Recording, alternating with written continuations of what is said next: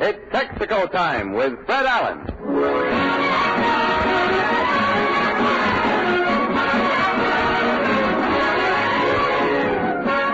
Texico dealers from coast to coast present the Texico Star Theater, starring Fred Allen, with Fred's guest Ed Gardner, the popular Archie, man about Duffy, Portland Hoffa, Falstaff Openshaw, the Texico Workshop Players, High-Low Jack and the Dame, and Al Goodman and his orchestra. This is Jimmy Wallington reminding you that there may be more miles left in your car than you realize. Countless cars have served more than 100,000 miles with proper care and lubrication, and the chances are yours can do as well when you take it to your Texico dealer for systematic Texico lubrication and a regular Texico stem-to-stern checkup. The first rule in making your car last is seeing your Texico dealer regularly.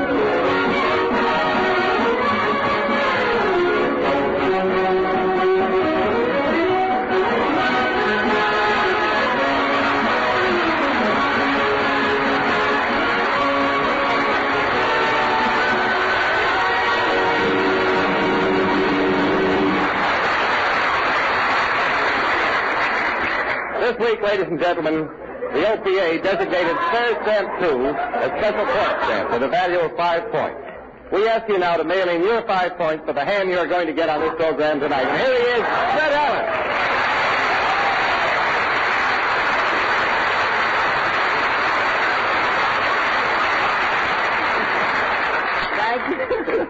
Thank you, and good evening, ladies and gentlemen. And Jimmy, you're not kidding about the ham surplus. I read that in Chicago last week the packing plants turned out over 2 million yards of pork. Oh, no. You mean pounds of pork, don't you, Fred? No, yards of pork, Jimmy. What is a yard of pork? 3 pigs' feet.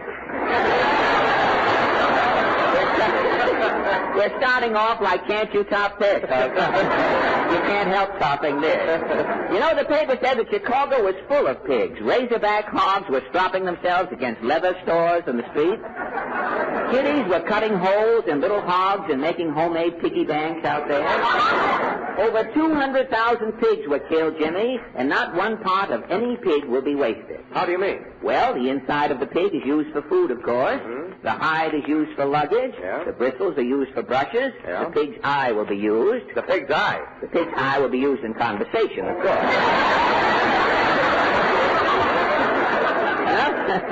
Nothing will be wasted. Well, what about the squeal? The squeal? If he runs for a 4th term, the Republicans will use the squeal. You know, when you Alice! well, Portland.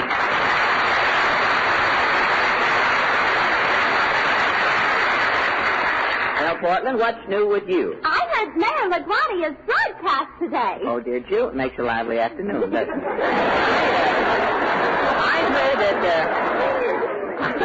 I heard that last Sunday the mayor said eggs should be cheaper. Well, I heard he went over to the poultry show and gave the poets a pep talk. That's right. The mayor said New York will have cheaper houses if he has to build them, cheaper coal if he has to mine it, and cheaper eggs if he has to lay them. He was over yesterday getting a fitting for a nest, I guess.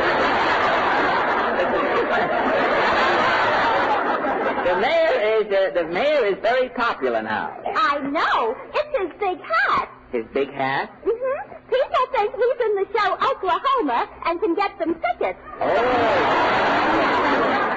Well, now, if we only had a joke, we could sort of finish this routine. Do you know a joke offhand? Did you hear that last week Eisenhower had indigestion? Well, what caused it? Things in general.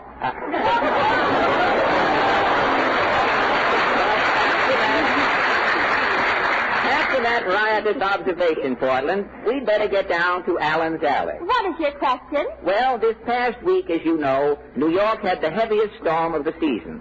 Snow, sleet, and heavy rain swept the city, slowing transportation and sending pedestrians scurrying for shelter. And so our question tonight is, how did the season's worst storm bother you? Shall we start for the alley? As the 2 pieces of neon said when the dim out was over, let's go.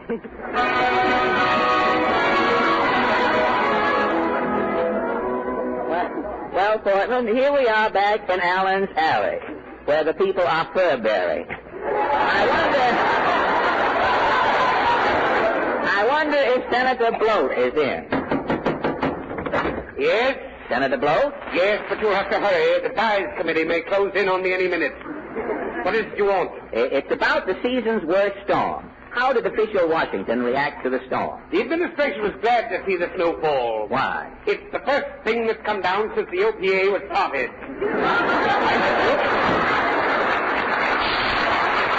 Well, it proves you don't have to be earnest to get in the White House. You have to be frank. Now, let's see. Let's see if Mrs. Braun is in. Well, what is it? Mrs. Braun, did the big storm bother you? I was better than a mermaid tip. You mean you were out in the storm? No, the rain broke the skylight. It started raining inside the house. Inside? Well, what happened? The water got so high, I opened the ice box. Yes? A herring came to life and said, "Which way's Lindy's?" and swam off.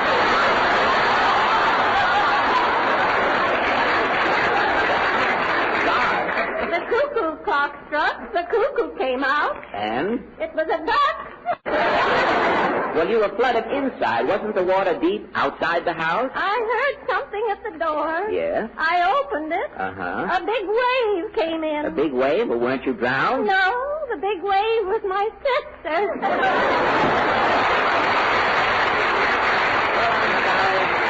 I'm sorry I brought the whole thing up. I wonder what will happen next door here. No. Mr. Nussbaum. Who else? You are expecting maybe H.G. Kelton calling?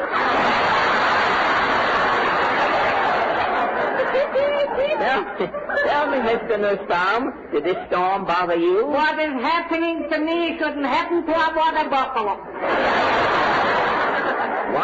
What happened? Tuesday night I am invited. I shall go to Brooklyn to playing this people Jim Romy.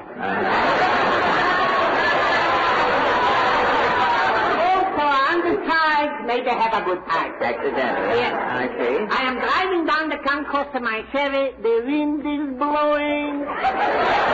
Outside is a lizard.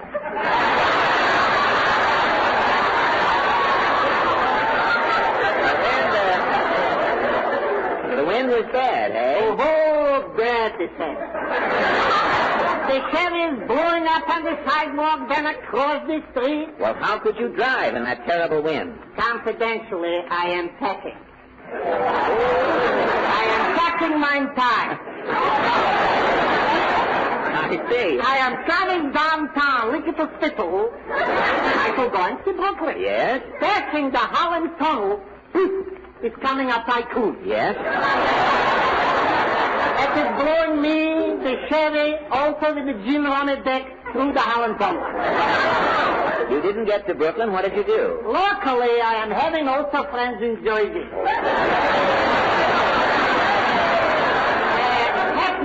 Captain Schwartzberg by name. Uh-huh.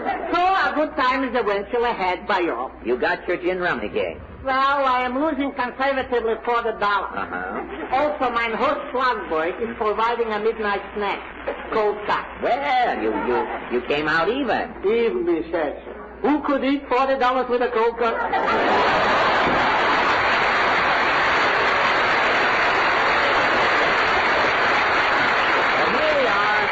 At the last house in the alley. Greetings all, alack a day. Falstaff's here with Rondelay. Tell me, Falstaff, are those some new poem titles you have written on your cuff there? Indubitably. Uh-huh. Have you heard, when she twisted my neck, love wasn't the factor? I learned too late she was a chiropractor? No. Or, the little goose said what the deuce as he stuck his foot in the Charlotte Russe? No. Or perhaps, Hitler's army is fleeing, says a commentator. To the Germans, the Russian steps must look like an escalator. Now, wait a minute, Falstaff. Tonight we are discussing the big storm we had here last week. Precisely why I am here. I have written a poem. What is your storm poem called? 'Twould be gay to be an icicle. Would be gay to be an icicle. Gay is near. And how does it go? 'Twould be gay to be an icicle suspended from a roof. In frosty isolation, I'd just hang there aloof. I'd need no food, I'd pay no tax, for me there'd be no ceiling. While Congress froze all other things, I'd just hang there congealing. Shortages wouldn't worry me. I'd want no roast or joint. If I was an icicle after all, you would see my point. With liquor hard to get today, an icicle can still get tight. All I need is a brisk north wind, and I'd be stiff every night.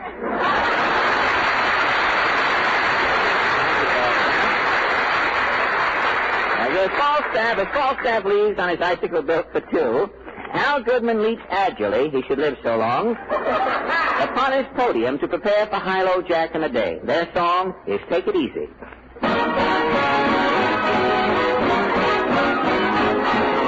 When we dance, it's the moment everything good. Baby, you surrender, but you move too fast. Take it easy.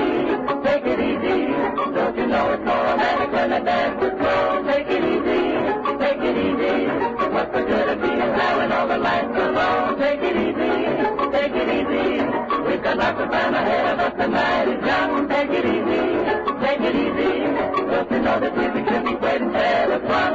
Take your time, dance with me, please. Take your time, slow as you please. Take it easy. Just as far away from me to whisper in your ear. Take it easy. Don't you know you only get the best of shoes a year? Take your time, dance it with me. Take your time, slow as you please. Take it easy, if you don't feel it, I romance to hear the bar. Take it easy, you know you're not supposed to make a rumba jump. So take it easy, I'll make it so now if you want to see me. Take it easy, if you want to hear the number better, render to the rumba jump. Take your time.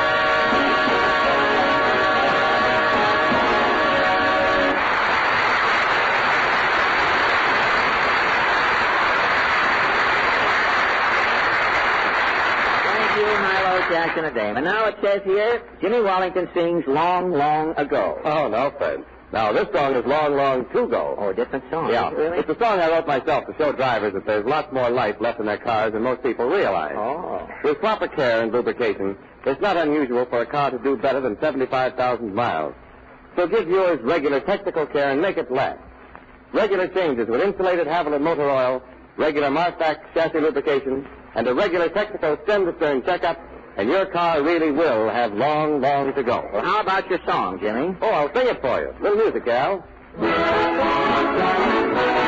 There's lots of life in your old auto yet.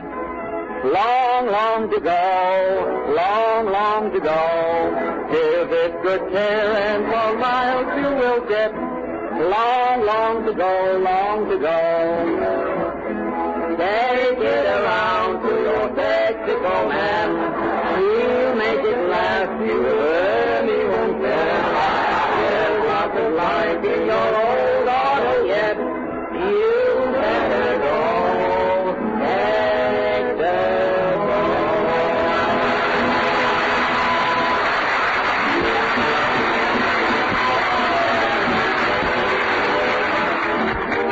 That was Paper Doll, played by Al. Just a bit of a dash of confetti from Paper Doll, played by Al Goodman and his They're Not Sensations, but They're All My Relations orchestra. And now, Portland, what are you staring at? Is that a bump on your head? A bump? Yes, a dimple backfired. Forget about my bump. It's a pretty big bump to forget. How did you get it? Well, it's rather a long story, Portland. What happened? Last Tuesday, I took a walk. I heard there was butter in the neighborhood, but I couldn't locate it. Well, I walked and finally found myself in a shabby section of the city. As I went across the street, a brewery truck backed into the sidewalk. I heard the driver yell, Hey, look out, that barrel's falling. "Oh!" The barrel hit me on the head, Portland, and I was out cold. The next thing I remembered, a policeman was there. I heard the driver saying to the policeman, It was an accident, officer. A barrel of beer rolled off me truck and knocked this guy out. Look at him floating around in that foam. What a wonderful way to die. I bet he can hear the angels playing Sweet Adeline on them harps. "Oh." Come on, driver. We'll carry you to the tavern. Okay, I got his feet. "Oh." Up to Okay. Open the door now. Okay. Hello, Duffy Tavern, where the elite meet Dave. Archie, the manager speaking. Duffy ain't here. Hello, Duffy. Huh? There's no customers here tonight, Duffy. Well, these rainy nights, who wants to go out and lay in a gutter? Huh? We should put a marquee over the gutter? Yes, good idea. There was a couple of people in here. Yeah, the Siamese twins. Very nice couple. They bought a glass of beer. Huh? I put 2 heads on it. All right. Lift him up now. Yeah, handle him tenderly. All right, lay him on the 3 lunch counters. Hey, wait a minute. What is... Just a second, Duffy. 2 guys just carried in a drunk. Look, I'll call you back. Move the coleslaw, officer. Oh. Okay, now put his feet down. Hey, look, what goes on here? Hello, Archie. Look, Clancy, will you tell your needle-nosed friend here that this ain't no bum shelter? Archie, he's unconscious. He's still a bum. Why did you leave him where we got that load, Clancy? Remember our slogan. This is where the elite meet to eat, not where the rich meet to rest. Hey, Archie, you got caught by a barrel of beer I was delivering in here. Oh. Try and revive him, Archie. I think it's too late, Clancy. It looks as though Richard Morris set in.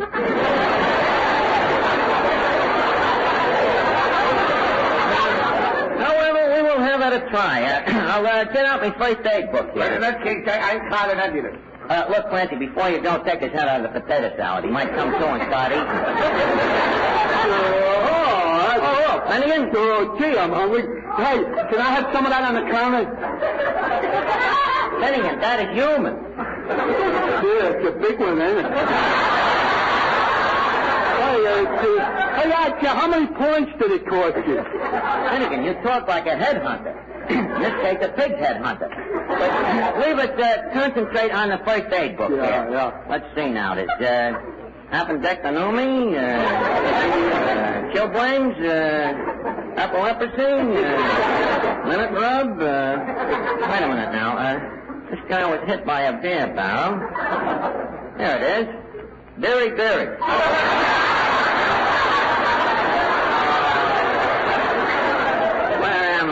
Where am I? Hey, he's moving, Arch. He's moving. Let's see, the book says the victim must lie perfectly still. Then again, hand me that bung starter. Thank you. Hey, who are you? How did I... Oh. Hey, this book is wonderfully perfectly still again. Oh, he sure looks pale. Yeah, he must be losing blood. Let's look under L here. Losing blood. Losing blood, apply a tournament. Tournament? What's a tournament, Arch? It's a thing the Boy Scouts invented. You put a piece of cloth around them and you twist it. Oh, yeah. Finnegan, reach down and hand me my shirt tail. Here's the bar rag, Arch. It's cleaning.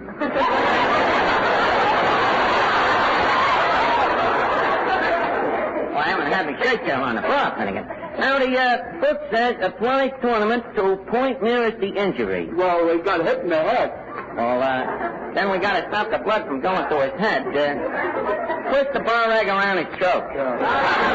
Give it a good twist, Finnegan. Hey, Arch, wait a minute. You know what you're doing?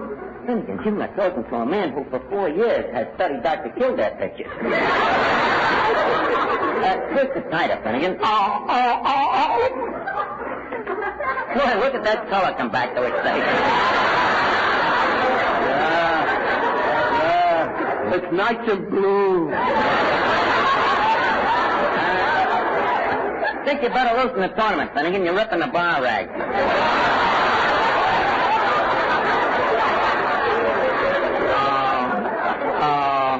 This is the last time I'll come on Truth or Consequences. Finnegan, he's raving. Acute case of dementia prefix, tighten the tournament again, Finnegan. Okay, Arch. Huh? That does it, Arch. See, back to that nice blue again. Arch, you think you live, Arch? Oh, Finnegan, that is a matter that's strictly between him and Mother Nature. Hey, Arch. Yeah. What do you say we roll the guy?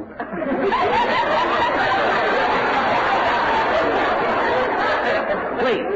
At Duffy's, we have ethics. We don't roll a customer until he has been taken drunk.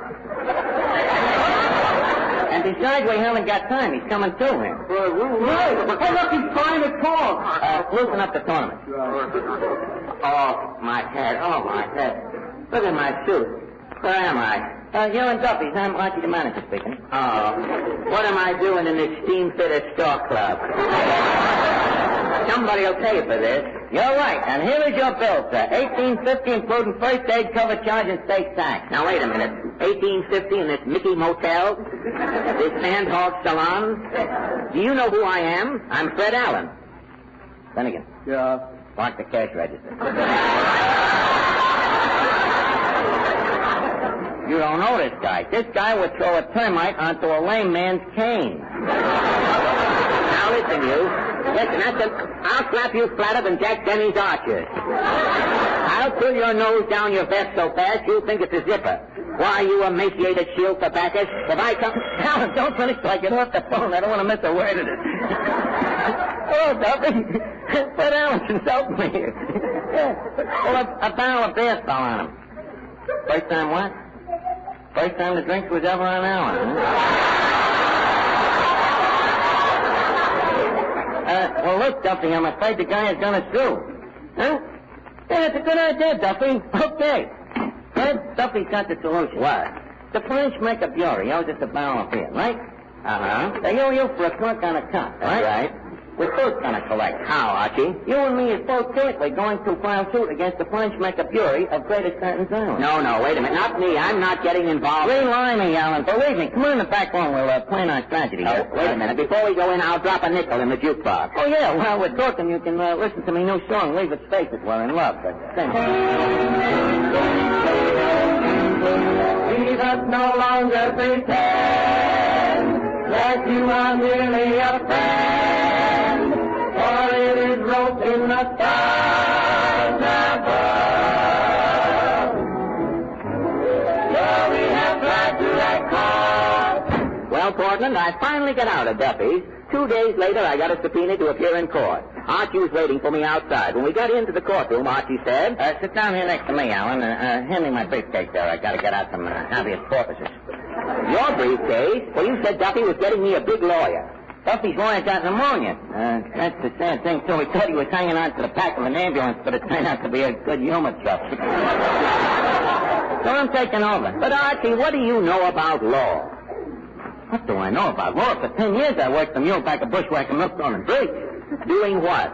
I used to paste the ipsos on the Francos. But, Archie... Quiet, here's the judge.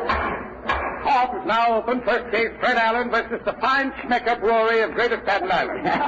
Get a load of that stuff he just did. This case is in the bag. Is counsel for defense of the Fine Schmecker Brewery present? I'm right here, Your Honor. Well, Uncle Phil, I didn't know you were sitting on this case. Well, Julius, my favorite nephew. I thought you were still in law school. What is this, one man's family? If you're not the judge's son, Archie, we're sons. Case is open, Julius. Uncle Phil, I need Your Honor. Why waste the court's time? My client, the Fine Schmecker Brewery, will buy the plaintiff a new suit and close the case. The court appreciates the defense's attitude, nephew, Counselor, and so I hereby close this case. I object. Archie, I'm getting a new suit. I'm satisfied. You're getting a new suit, but who's paying Duffy for that barrel of beer and me for the first aid bill? I object. Order in the court. You in the dirty white apron. Did you open your bazoo? Not yet, but that is irreverent material and unreasonably facsimile. My client demands a trial. Archie, wait a minute. Very well, you asked for it. The case is reopened. Go to it, Julius. I'm all for you. Well, there goes my new suit. Quiet, you. Proceed, Julius. Your Honor, I will prove to you that this man, Fred Allen, hijacked a Fine Schmecker truck, tried to steal a barrel of our Nectar Weehawken Lager beer, and when this contemptible crumb was discovered, he hit in a nearby saloon. I object. Well, it's about time. What's your objection? Duffy's is not a saloon, it's a tavern. Yes, proceed. But Archie, he called me a contemptible crumb. That's slander. I know, but we might have a tough time proving it. Quiet, loudmouth. Your Honor, am I recognized by the court? Yes, shyster. Thank you. I wish to present my first witness, Clifton Finnegan. Clifton Finnegan. Finnegan, wake up. Oh, where am I? You're in court. Court. Guilty, Your Honor. Take a stand. Yes, sir. Plaintiff's attorney, take a witness. Yes, Your Honor. Mr. Finnegan, is it not a fact? Yes. I object. I ain't heard nothing yet. Objection sustained. Your Honor, Your Honor, Your Honor. All right, that concludes the testimony. Your witness, Junior. Now watch yourself, Finnegan. Don't worry about me. Mr. Finnegan, isn't it true that you are completely unqualified to be a witness, and you are a subnormal chowderhead, a dope, and a low-grade moron? What? He's got me cornered. Your Honor, this trial is a farce. I demand to be heard. Let me take the stand. Think you can handle him, Junior? Will you help Uncle Phil? Yes, I think so. Proceed, Junior. Is it not true, Mr. Allen, that you had to be carried into Duffy's on the day of question? Yes. The driver yelled, "Look out!" The beer barrel hit me on the head and broke open. I was carried into Duffy's unconscious. Aha! And is it not true that approximately one half of that barrel of beer is soaked into your suit? Yes? Do you have a liquor license? No. Burning stands, Your Honor, a confessed criminal. A confessed criminal? You admit carrying half a barrel of beer on your person into the saloon. My own words, you're guilty of violating Federal Law 65B. What is that? Transporting liquor without a license. Now, wait a minute. Are you kidding? Court finds the prisoner guilty as charged. Now, wait a minute, Your Honor. Guilty? What about my lawyer's defense? I'll give him 2 minutes. Get going, stupid. Okay, thank you, Your Honor. As I stand here in defense of my client, I hope the court will remember the words of the shining legal light, Mr. Anthony. I quote him the words from a recent broadcast, whereas no man is guilty until he is presumed innocent. And then, not until the jury appears on him. Do you deny that the barrel of fine Sprecher beer in this case is still in your client Allen's clothes? Am I to refute the obvious? Do you deny that the beer is still the property of the fine Sprecher brewer? I deny, but with victim had no association. Well, honey spots you might have parts of a victim. True, but the caveat emptor, 6 cents a church, don't forget that. Well, under duress, yes, but no prosecutor is left to be pure of mandamus on a promise stop. The point is well taken, I understand. Now, Archie, what happened here? Take off your clothes, Alan. Feinschmecker gets your suit. My suit? How can I go home? I got custody of the beer barrel. You can go home in that. Oh, I get it. Before we close the Texico Star Theater, I want to thank Ed Gardner for his visit tonight. Ed appeared through the courtesy of the Bristol-Myers Company, makers of Sal Hepatica and Minute Rub. Next week, our guest will be America's sweetheart, Miss Mary Pickford. And now, Jimmy, would you care to have the last word? The last word in making your car last is Texico. If your car is of average age, it's still good for many, many thousands of miles. When you see your Texico dealer regularly for insulated Havel and motor oil, Martax chassis lubrication, and the many other Texico products and services that are planned to keep them running. This is Fred Allen speaking for Texico dealers from coast to coast, inviting you to tune in again next Sunday night and to drive in at any time. Remember, you're welcome. Thank you. Good night. This is Columbia Broadcast.